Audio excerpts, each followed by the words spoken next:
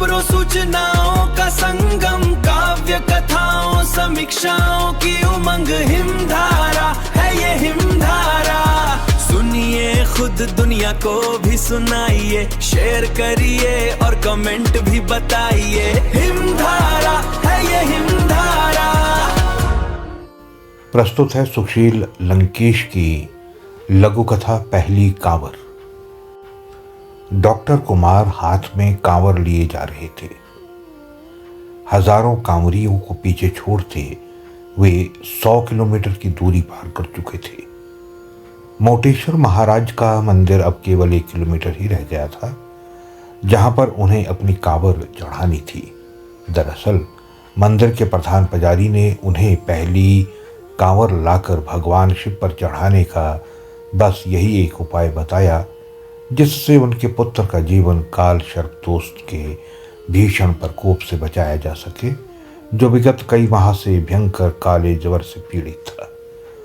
पंडित जी doctor Kumar के पड़ोस में रहते थे। दोनों ही ब्राह्मण थे। पंडित जी की दिनचर्या सुबह पूजा पाठ से आरंभ होकर रात्रि के पूजा पाठ पर जाकर समाप्त होती। दिन भर लोगों को सनातन धर्म का ज्ञान बांटना और देर रात तक आरती भजन गान करना उनके प्रिय नित्य कार्य थे। जबकि डॉक्टर कुमार का धर्म के प्रति एक अलग ही दृष्टिकोण था। वो बच्चों के जन्मदिन तक पूजा पाठ नहीं करवाते थे। वे कथा रामायण पाठ आदि भी नहीं करवाते। वे सदैव आध्यात्मिक ज्ञान पर ही जोर दिया करते थे और अपने कर्तव्य पथ पर चलने की बातें करते रहते और इन्हें ही वो सर्वोपरि मानते।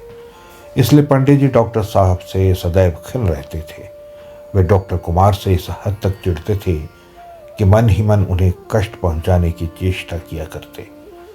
उन्होंने मन में यह निश्चय कर लिया था कि इस कर्तव्य पथ पर चलने वाले डॉक्टर को एक बार तो अवश्य सनातन के पथ पर दौड़ा दौड़ा कर पस्त करना होगा। और आज संयोगवश वो सुअवसर पंडित जी को मिल गया। उन्होंने अपने कुछ शिष्यों को डॉक्टर कुमार के पास भेज कर कहलाया कि एक बार पंडित जी से भी इस बारे में सलाह लेते। पत्नी ने भी शिष्यों की हाँ में हाँ मिलाई। मैं तो इनसे जाने कब से कह रही हूँ, पर ईमान ही है तब ना। डॉक्टर कुमार बोले, भाई मुझे कोई आपत्ति नहीं, मैं आज ही पंडित जी से मिल लेता हूँ। पंडित जी को भी मौका मिल गया। आज उन्हें अवसर मिला डॉक्टर कुमार को सनातनी पथ पर दौड़ाने का। बस उन्हीं के कहने के अनुसार बेचारे डॉक्टर कुमार आज हाथ में कांवर लिए दौड़े जा रहे थे।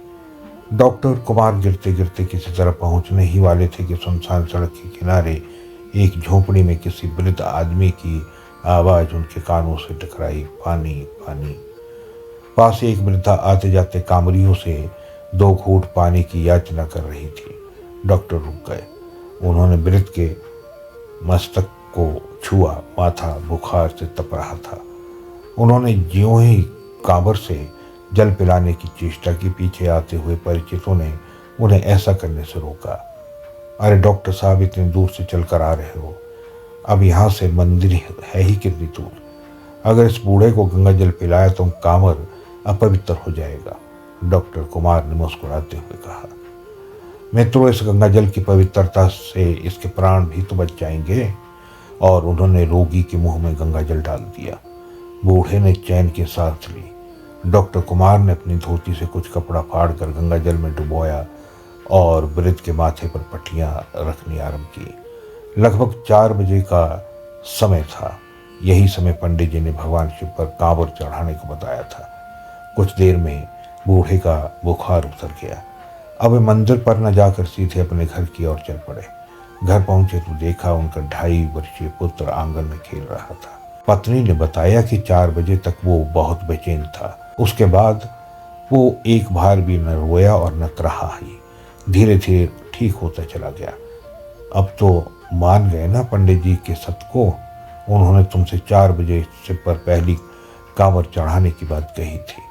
उस समय जब तुम भगवान शिव पर कांवर चढ़ा रहे होंगे, उसी समय से हमारा बच्चा ठीक होता चला गया। अब तो मान गए ना, धर्म कर्म भी कोई चीज होती है। और कुमार मुस्कुराने लगे। बोले, कुछ भी नहीं।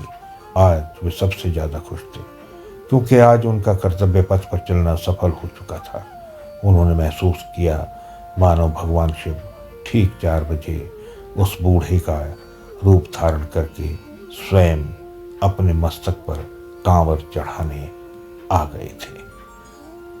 तो श्रोताओ, ये थी सुशील लंकेश की लघु कथा पहली कांवर।